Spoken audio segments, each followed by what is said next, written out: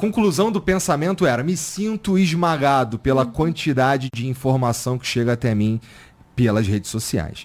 Isso daí, a construção vem porque eu sou um cara que vai fazer 40 anos agora, então eu vi o mundo sem celular, sem internet, portanto tenho uma experiência diferente com tudo isso dos caras que estão na internet trabalhando com isso também, que são, em geral, bem mais novos que eu, 15 anos mais novos que eu, geralmente. E o ponto é que, assim, o nosso kit, ele é o mesmo há muito tempo, né? E a gente experimentou nos últimos 20 anos aí uma mudança no comportamento, no consumo de conteúdo que não tem como mexer com a maneira que a gente opera, não é? O que vocês acham? Saudade de quando a gente só via e-mail quando estava na firma. Agora a gente responde e-mail às 4 da manhã, né? Se você está acordado, você está trabalhando. Tem que tomar muito cuidado para não ser abusadora moral das pessoas que trabalham comigo. Porque às vezes 3 da manhã eu lembro de uma coisa e falo, meu Deus, preciso avisar a equipe. Aí eu tenho que me controlar, porque imagina mandar um negócio 11 da noite, né? Mas eu tô ali o tempo inteiro conectada, é um inferno mesmo. Eu acho que é uma mutação muito séria na relação com o tempo, né? O pessoal que estuda o nosso kit tem essa ideia de que a consciência ela tem uma relação direta com a maneira como a gente temporaliza as coisas.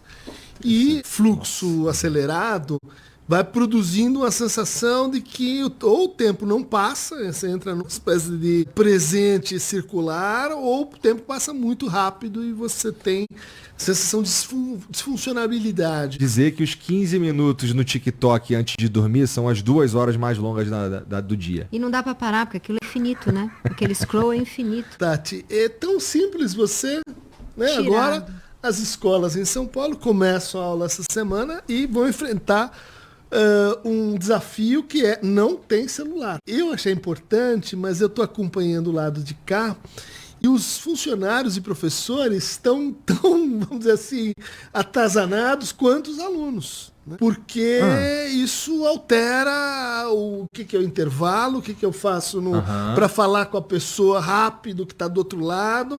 É uma mutação interessante que a gente vai assistir aí nas escolas. Isso tenha sido considerado, né, ao se tomar essa decisão. Sim, não é por outro motivo que o rotten brain, né, o cérebro podre, foi escolhido a palavra ou a expressão do ano pelo Oxford, né? Tem essa imagem de que a gente está danificando alguma coisa ao ter esse modo de relação assim com a linguagem digital. Essa febre é uma palavra horrorosa para usar nesse momento, mas tantos casos de espectro autista, espectro TDAH que tem sido falado, porque a gente não sai das telas, né? E as crianças pequenininhas idem. A hipótese mais forte não seria com o autismo, mas com o TDAH, né? O déficit transtorno de déficit de atenção com hiperatividade, né? O Jonathan Hart, a Ana Lem, que tem gente que levanta alguns dados nessa direção. Mas é muito difícil de fazer asserções sobre o cérebro, porque parece que é igual para todo mundo. Mas a graça da coisa é que os cérebros fazem coisas iguais de maneiras diferentes. Por exemplo, o cérebro dos japoneses é diferente do nosso cérebro.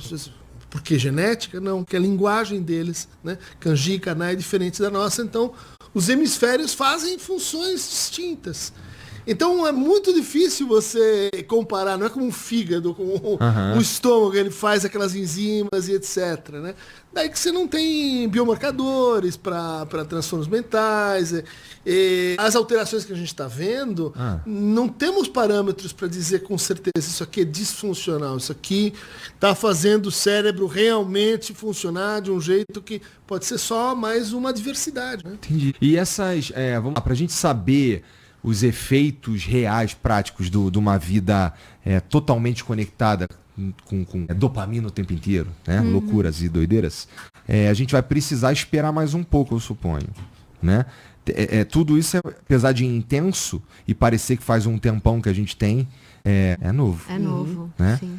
Vivemos... A gente tá vivendo isso, né, nesse momento. Acho que estudos mais apurados ainda virão, né, do mal que... A gente vai precisar... que os estudos menos apurados... Já digo o tamanho do problema. Já comece a inventar umas alopradas bem gerais, assim, sobre como é que isso está agindo, né, no cérebro e Lembra não dorme com o celular porque ele Nossa, eu ondas. ouvi isso pra cacete. Tem estudos sobre isso mostrando que não, né? Outros dizem, não, mas na verdade, se observar, a onda X tem realmente uma diferença. Da madrugada, se olha o celular, acabou. Eu já me conecto a tudo que está acontecendo, não posso olhar, tenho que Então, felizmente eu tenho pouco esse problema, eu já sou um cara meio desconectado mesmo. Ó, o meu número do WhatsApp ele é meio vazado.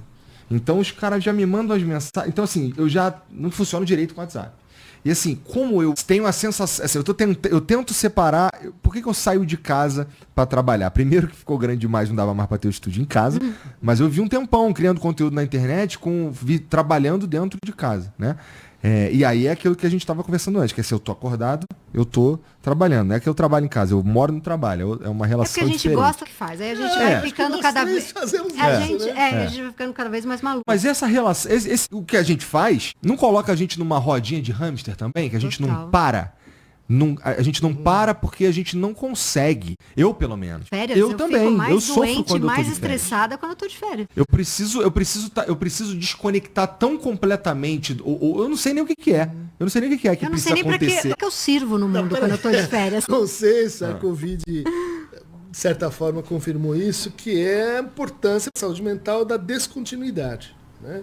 Seja férias, seja fim de semana, seja de 2 em 2 horas um café.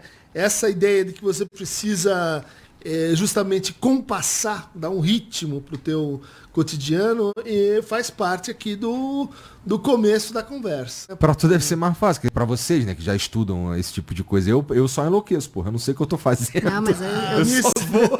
Minha esposa diz que eu não. O Christian, cada vez que eu chamo ele pra um projeto novo, ela já me olha, tipo, você jura? Porque ele vai topar e ele precisa descansar, ele topa tudo. E os outros que tem que fazer uma pausa, eles vai tela uma comum depois da Meio outra. trabalho. Pois é. E assim, meio que como funciona a criação de conteúdo, de certa forma. E a gente vive, bom, eu pelo menos vivo disso. Sim. Então não consigo desconectar quando eu tô de férias. O tempo inteiro eu preciso anunciar o que eu tô fazendo, né? Então, assim, vou lançar uma peça de teatro, um livro, um programa novo, a pessoa que foi convidada no meu programa, o programa que eu tenho com o Christian.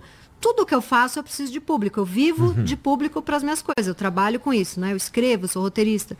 Então, esse ideal de vou me desconectar completamente, eu não. Mas como é que eu vendo minhas Aí coisas? a coisa chamada neoliberalismo. Trabalha cada vez mais por projeto. E quem trabalha, sei lá, como liberal ou prestando serviço, tá numa enrascada. Porque quanto mais você trabalhar, mais você vai ganhar.